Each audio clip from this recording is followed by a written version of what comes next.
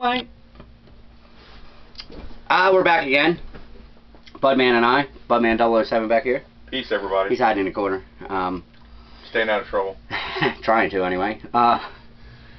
We had PGC Studios. They're a YouTube subscriber of mine. They're the guy who has this PGC Studios page or channel on YouTube is Philip Carroll Jr., Temple University student of cinematography. He's trying to be a director.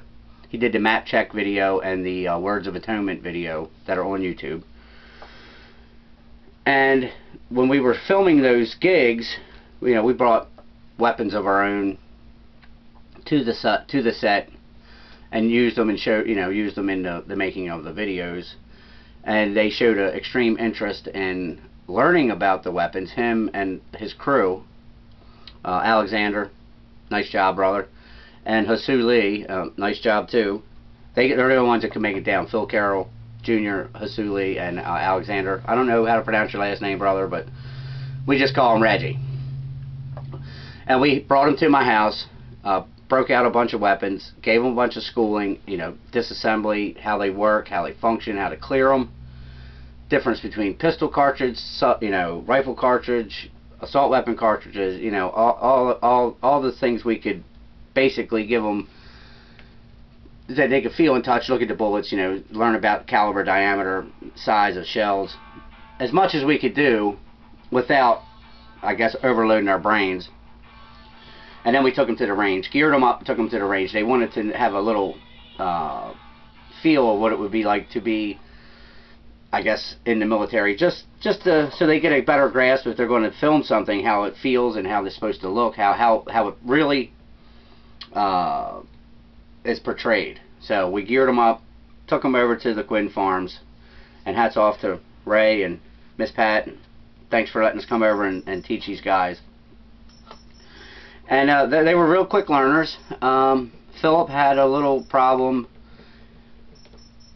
getting comfortable with his eye and you know, getting the sights set down, but everybody else did really good. And Phil, by the end, he had overcome his, I guess, premonitions or something, because he's a little tense.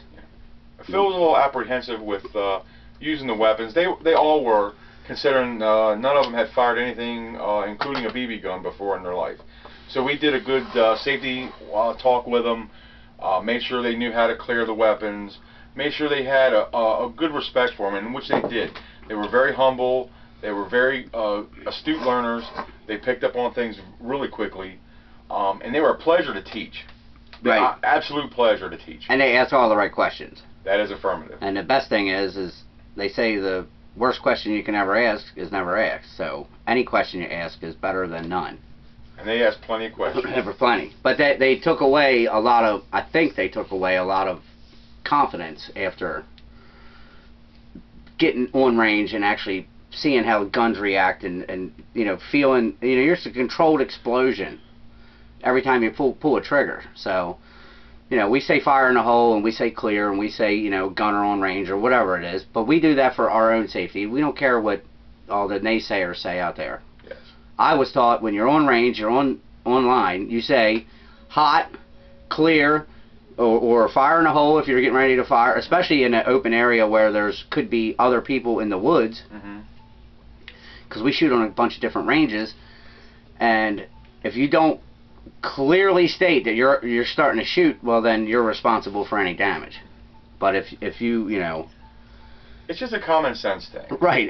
It lets everybody know around you that you're getting ready to fire a gun. And at the Quinn Farm, there's always kids, and there's always, you know, people coming over and hanging out and doing their thing. But when you got guns on the range, you know, it needs to be a little more disciplined and focused. And Exactly. I have to say that those guys, yeah, we took some real cheesy photos and put them on Facebook, but when it came down to the actual shooting, they did really good, and they were very safe. No one was hurt. I mean, there wasn't even any kind of, didn't burn their hand on the barrel after shooting 30 rounds, or, I mean, there was nothing. It was a very good day of shooting, and I hope you guys learned a lot, Phil. No slam fingers in the bolts. Nope. No pinched fingers in the mag well. The slides on the pistols didn't come back and pinch them in the hands. And I got scope eye. That's happened. So, you know, well, the next videos I'll be posting after this one are going to be some of the videos of them actually on range, shooting weapons for the first time.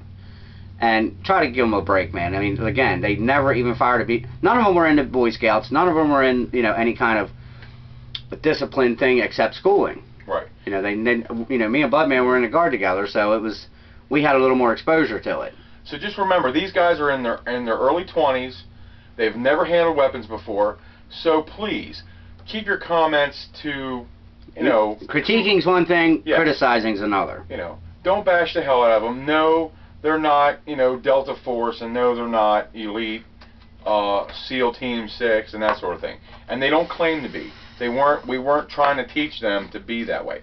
We were doing this to give the director, which was Phil, and the cameraman, which was Hansu, and Reggie, the sound man, give them a better understanding of what the military weapons are like, and it helps them when they're on set and when they're having to be doing an action film, whether it's a war movie or a movie about mobs or crime or a police movie or whatever they happen to be doing.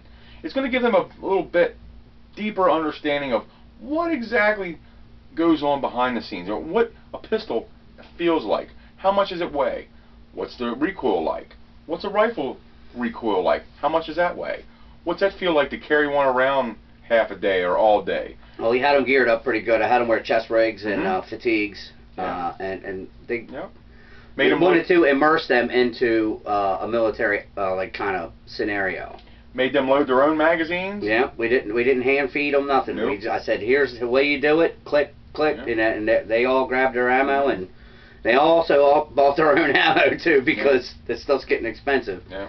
And I said, you're more than welcome to use my weapons, but I can't supply the ammo. So we headed up to Freedom Armory and got a bunch of ammo and some targets, and then we headed to the Quinn Farms and had a complete day of training and filming, and it was really good. So be prepared for the next couple videos after this one.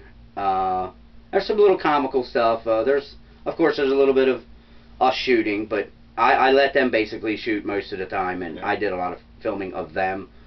And because I have, like I said, this will be 501 video on 501st video on YouTube, so believe me, I have plenty of experience. Right. So that's shout out to PGC Studios. If you guys want to go check him out, he's a very, very talented young director, and I wish him the best, and I'll help him any way I can. Yeah, make sure you give a look at his channel, look at his films, check them out. Talk to them. If you have questions, if you have ideas for possible movies, or if you have an idea that you might like to be in one, or you can help out with one, he has a pretty decent crew of about 7 or 8 gentlemen. We plan on getting the rest of the crew down at another time to give them some training, and that will be coming up probably later on this summer. So give them a look, and talk to them. I'm sure you'll like his channel. You won't be disappointed.